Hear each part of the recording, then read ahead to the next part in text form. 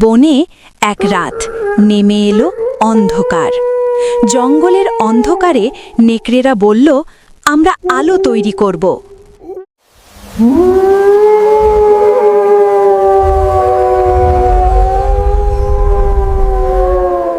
নেকড়েরা জড়ো করল জোনাকি, তৈরি করল আলোর মালা।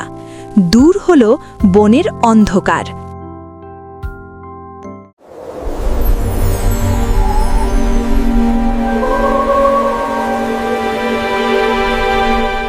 নেকড়েদের তৈরি করা জোনাকির আলোমালায় চাঁদও হাসল।